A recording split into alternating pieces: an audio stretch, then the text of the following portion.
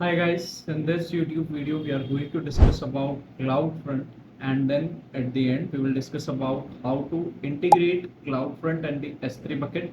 So stay connected, let's move forward towards our video. See you then. Okay, coming to the point, what we have here is the console of AWS, which is going to help us to create our AWS S3 buckets. Bucket are nothing but just a storage where you can drop your things.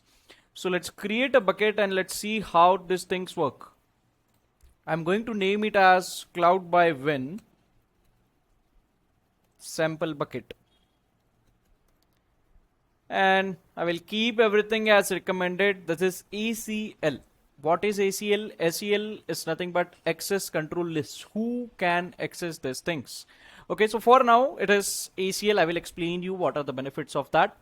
Now, if you want to store something which is very confidential and you don't want it to be publicly available, you can just check mark this box, which is a I'm hovering my mouse over it, and if you want that it should be publicly available, the objects within the bucket should be publicly available, you should go with the uncheck this mark. Okay, for now I'm going to click on this check mark, and that unlocks the next step, which is bucket versioning. What is bucket versioning? You can have a look over here. If it is not feasible, let me just zoom in a bit. It means that you can keep the multiple variants of a particular object. It's same as the git versioning. If you are looking for like what is git and all that stuff, do not worry about it. I will take care of everything. So let's enable this versioning part and let's keep the encryption type. So whatever you're storing in that S3 bucket will be stored in the encrypted format. It's kind of a security which is being added by the AWS itself. You don't have to do anything.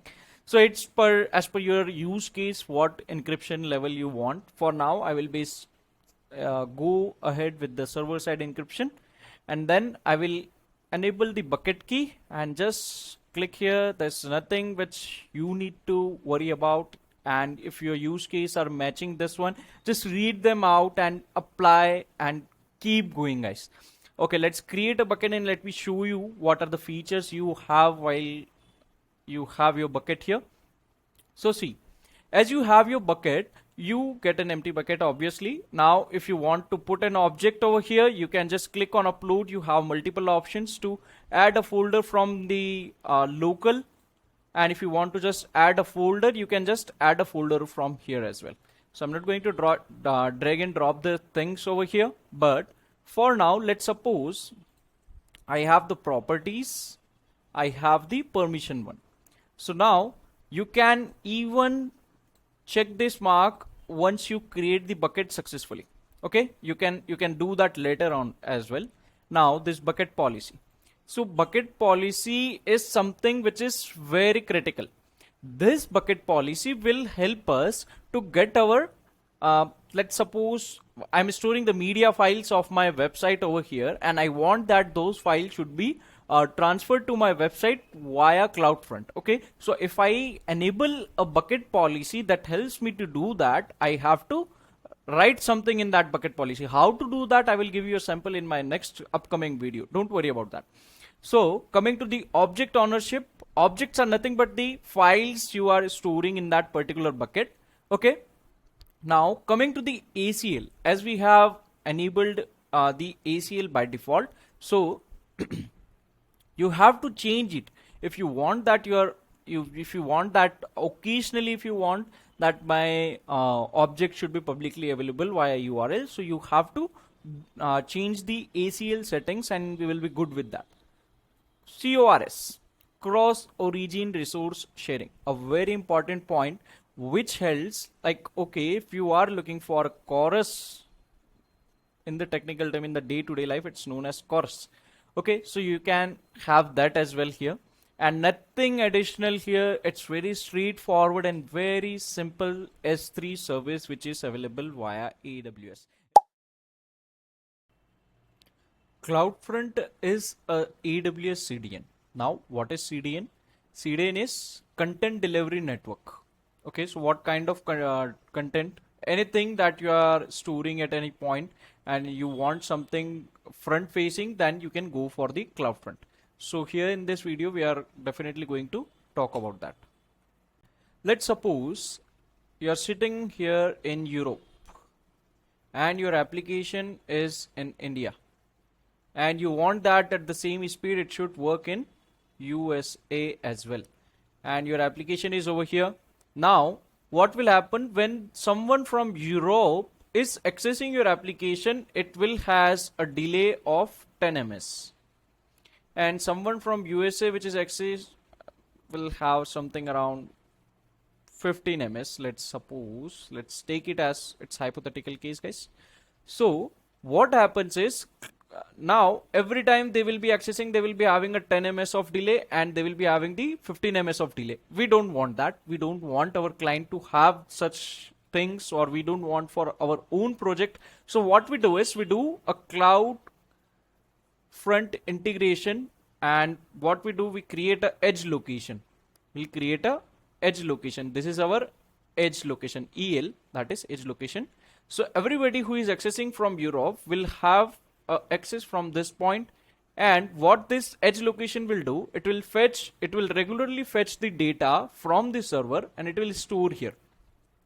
What it will do, it will create a cache. It will create a cache, and this cache will be delivered to the people who are sitting in Europe. And the same thing will happen with this USA as well. They will fetch from here, and this CDN will fetch the data from here. So what will happen? This 10 ms will be reduced to 1 or 2 ms, and this will also reduce to 1 or 2 ms. So that's a very brilliant time which has. Okay, so in seconds, within clicks, your website will be getting loaded with all the images. Why? Because of the CDN. Now this CDN we are going to configure today, and let's see how this actually works. So I'm going to create a CloudFront distribution. Let's create a CloudFront distribution. I'm going to select origin, like from where my data will be coming. So I'm selecting my S3 bucket here, and I will be keeping the origin access control settings, and I will create a new OAC. Okay, let's create a one.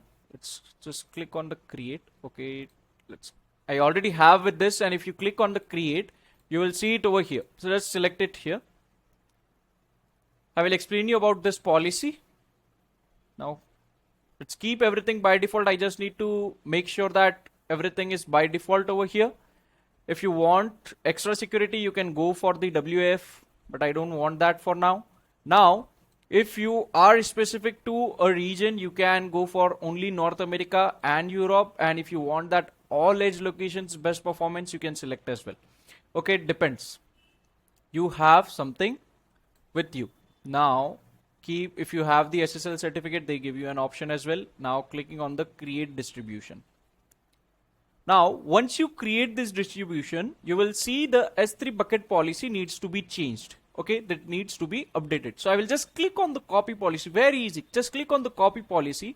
Get your cursor over here on the bucket which you have choose as the origin. Go over here. In your case, in the permission, you will see the bucket policy as empty if you are working this for the first time. In my case, it is there something. I will just update it, copy paste, and click on save. Now once it is saved, I will wait for my cloud distribution to be deployed. Okay, I will wait for a few seconds, then I will work on this again. See, it says enable, and I have a distribution name. Okay, this is the DNS name of my CloudFront. If I drop my CloudFront over here, and I just go and click over here, and if I give my object name, this is my object name. I will just copy this object name, and I will keep over here. I will hit enter. For now it is being deployed, so that's why it says something like this. Once my CloudFront is deployed successfully, we can see the image over here. If I upload any another image, automatically it will be available on my CloudFront DNS. So what happens is, what's the use case in real life? Developers develop their application, and whatever the image they are using in their website, they will use the CloudFront URL, and then they will deploy the image for that. Okay, so that's all for this video, guys. Stay connected with me for more such interesting videos, and for more such facts, follow me on the Instagram. Like, share, and subscribe this YouTube channel. Have a good day. Thank you.